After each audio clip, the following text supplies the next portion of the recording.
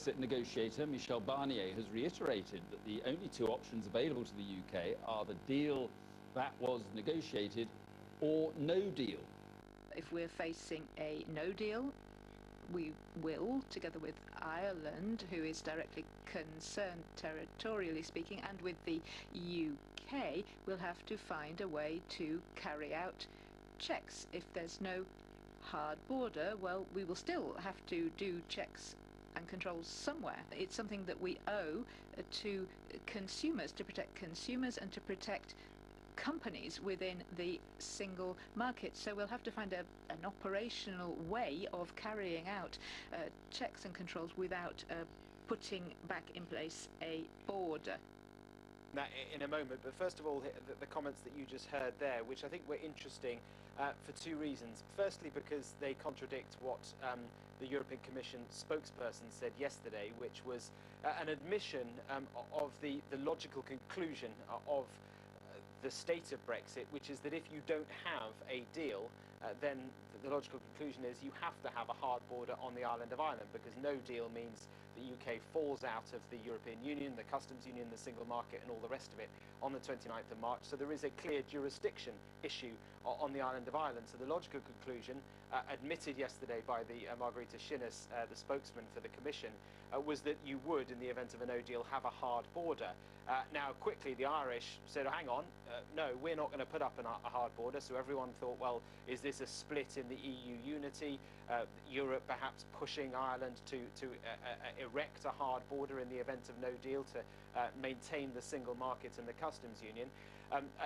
That they would have to find a way, in the event of no deal, of avoiding a hard border on the island of Ireland and yet still maintain the unity of the single market and deal with the conundrum that you'd have two separate jurisdictions on the island of Ireland.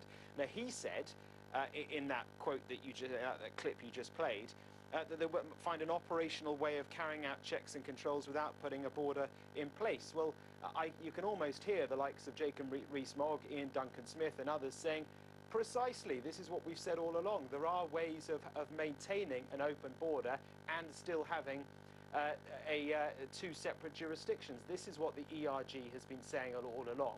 They will now be pointing to the fact that Michel Barnier himself appears to be saying that. So there is a really interesting dynamic emerging there at this very late stage in the process, although it's worth stressing that no one has yet outlined what those operational ways would be. How do you check goods passing between Northern Ireland and the Republic without having some sort of physical check, be it on the border or somewhere else?